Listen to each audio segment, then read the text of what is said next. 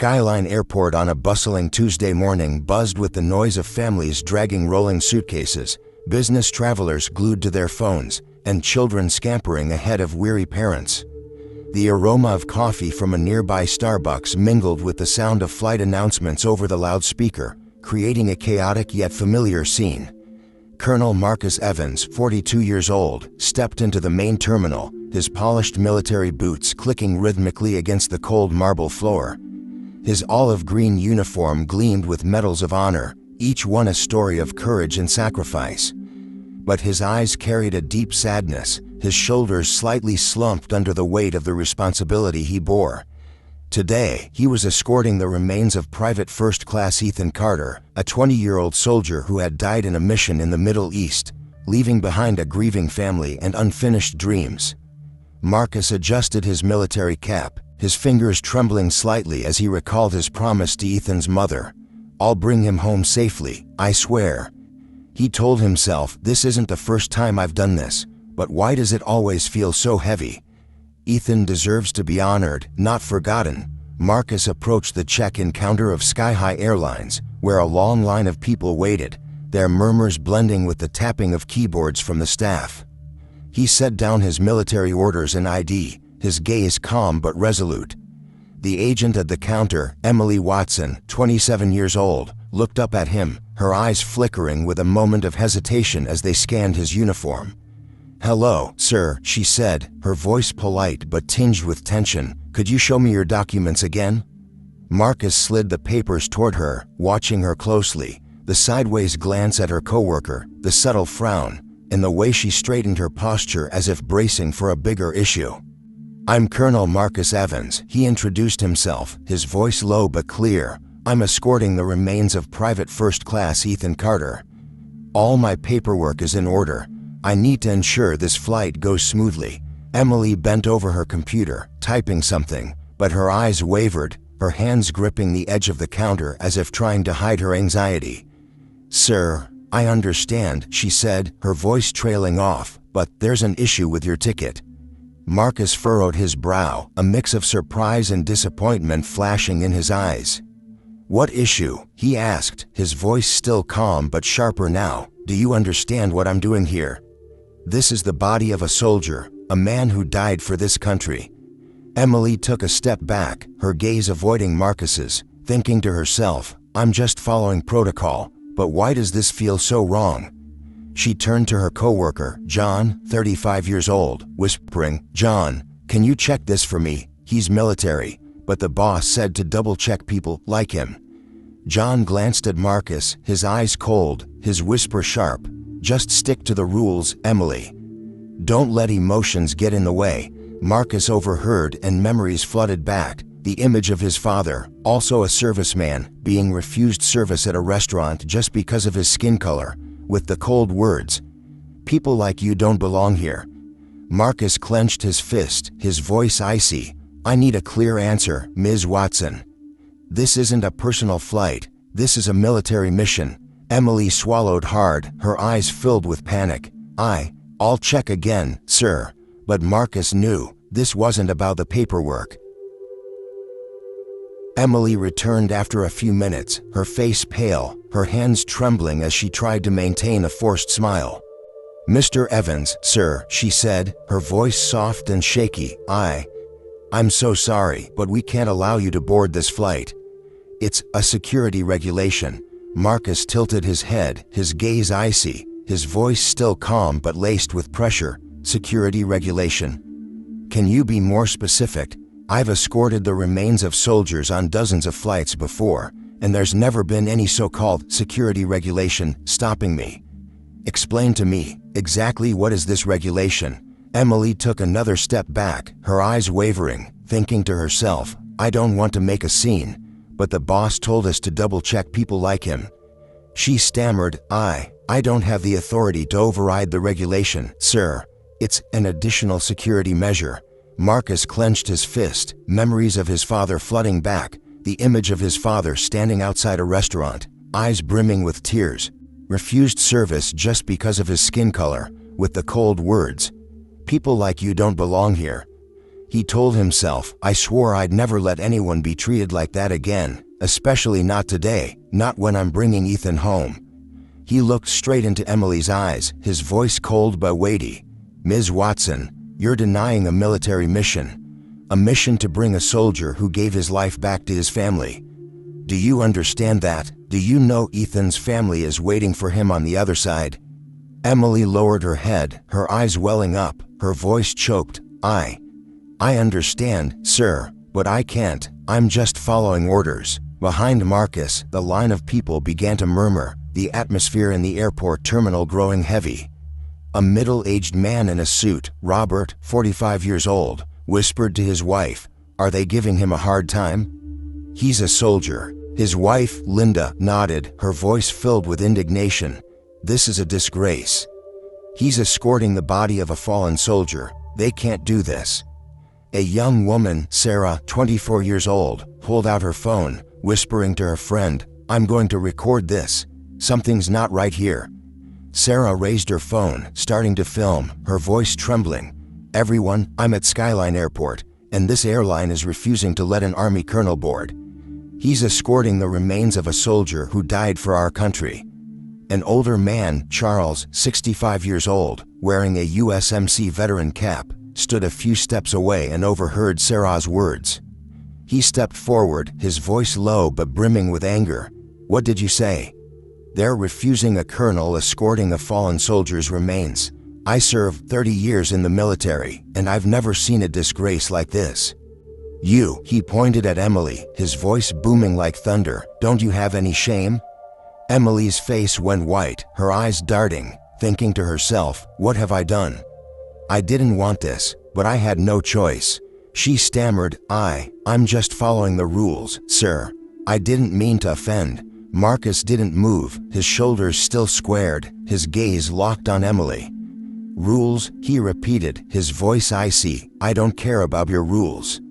I care about keeping my promise to Ethan's family, and I'm not leaving here until I get a clear answer." The crowd's murmurs grew louder, some people raising their phones to record, their eyes shifting from curiosity to outrage. Charles turned to the crowd, his voice thick with emotion. "Do you all see this? Is this how we treat the people who protect our country? If this story makes you as angry as it makes me, let's spread it. Hit the like button, share this video, and subscribe to the channel right now to stay updated on what happens next. Don't forget to write fairness in the comments to join us in demanding justice." Marcus didn't turn around, but he felt the support of the crowd, and he knew this story wasn't going to end here. The atmosphere in the Skyline Airport terminal had become stifling, the murmurs of the crowd mingling with the interrupted flight announcements, overshadowed by angry glares directed at the check-in counter. Manager Richard Hayes, 55 years old, hurried out from the back office, his suit slightly wrinkled, his eyes betraying clear tension as he saw the crowd and Marcus in his uniform gleaming with medals. He adjusted the name tag on his jacket, trying to maintain a professional demeanor, but his voice trembled. "Sir, I'm Richard Hayes, the manager here.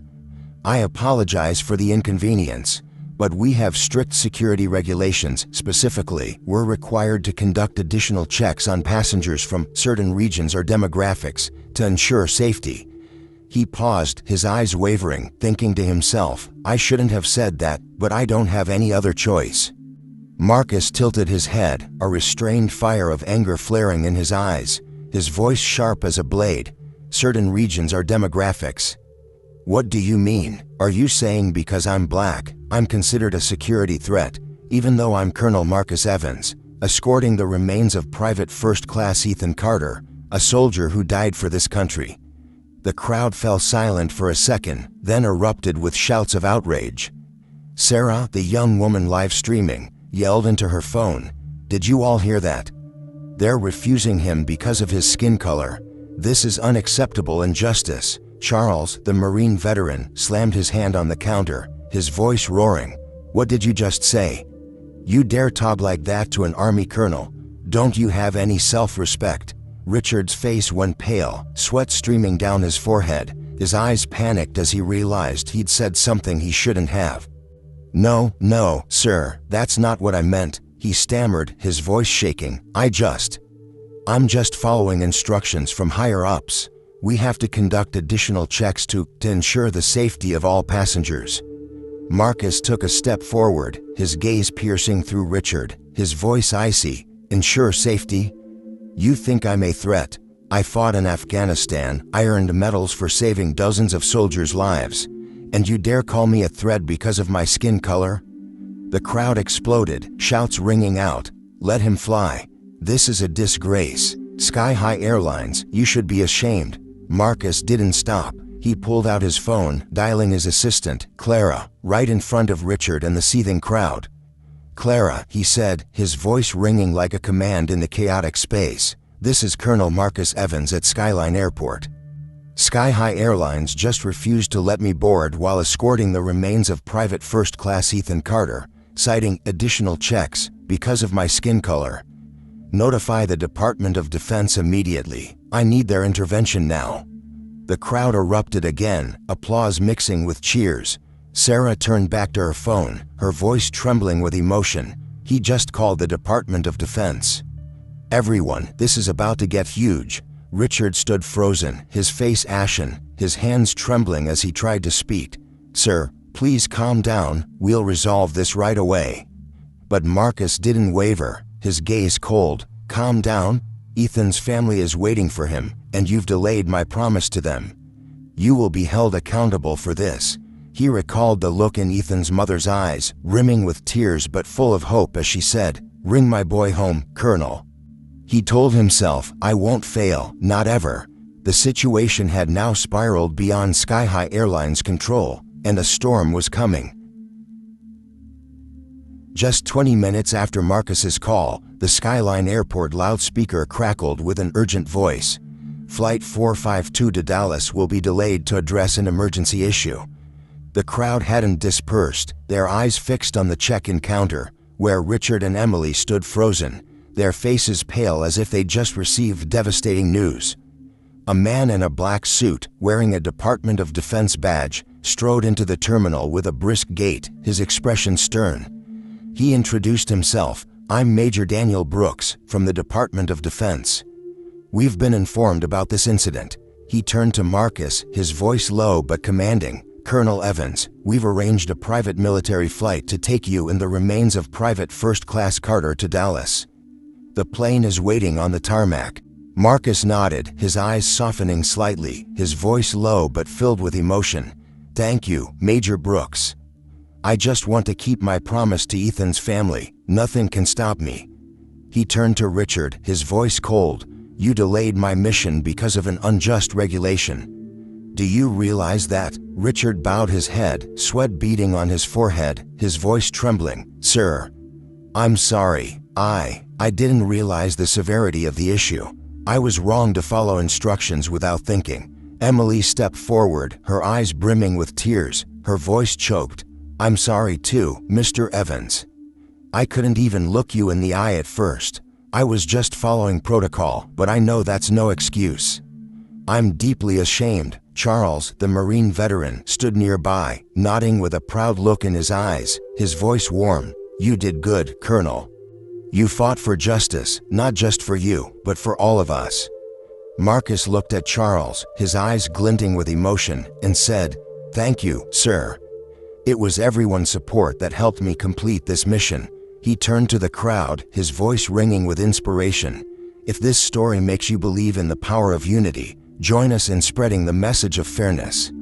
Hit the like button, share this video, and subscribe to the channel right now to catch more meaningful stories.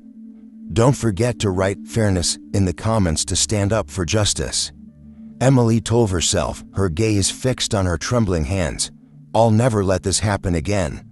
I have to change. Richard also reflected, his voice fading. I let prejudice guide me.